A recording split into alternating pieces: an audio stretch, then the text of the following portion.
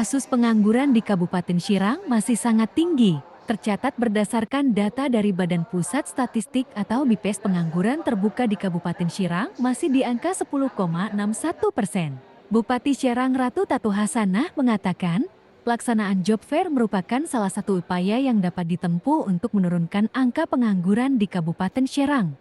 Dari sebanyak 700 perusahaan yang ada di Kabupaten Syirang, baru ada 35 perusahaan yang mengikuti job fair pada gelaran rangkaian Hari Jati ke-497 Kabupaten Syirang. Untuk itu, ia meminta agar kegiatan tersebut dapat rutin dilaksanakan agar nanti semua perusahaan dapat berpartisipasi.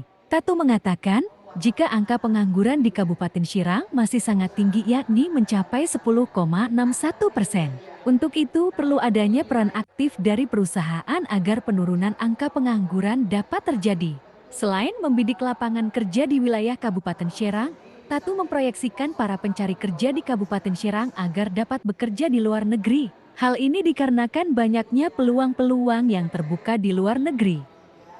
Untuk menangani tingginya angka pengangguran Kabupaten Syirang dengan mengajak perusahaan-perusahaan yang di Kabupaten Syirang, salah satunya ya kita mengadakan job fair ini. Kita bisa tahu tenaga kerja skill apa saja yang mereka butuhkan, dan ini kesempatan yang dibuka dan ini dilakukan secara hybrid juga supaya ya tidak semua berbondong-bondong ke sini tapi bisa apply di manapun ya, mereka bisa masuk ke ke sistem saya.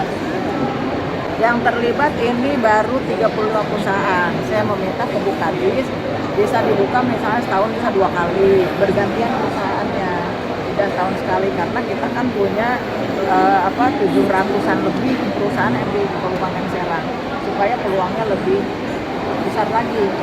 Kita punya tingkat pengangguran 10,61% kan, ini tertinggi di Kabupaten Syirang, cukup tinggi, dan ini harus jadi tugas bersama yang seperti tadi saya sampaikan di sambutan saya, bukan hanya tugas pemerintah, tapi untuk penanganan pengangguran ini justru perusahaan-perusahaan yang ada di sini yang harus ikut bersama-sama bertanggung jawab.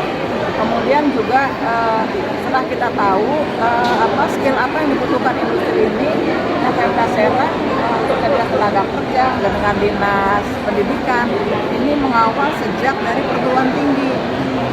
Jadi misalnya SMK, jurusannya coba disesuaikan lagi tuh jurusannya sesuai dengan kebutuhan sebagian pada umumnya industri di Kabupaten Syirang.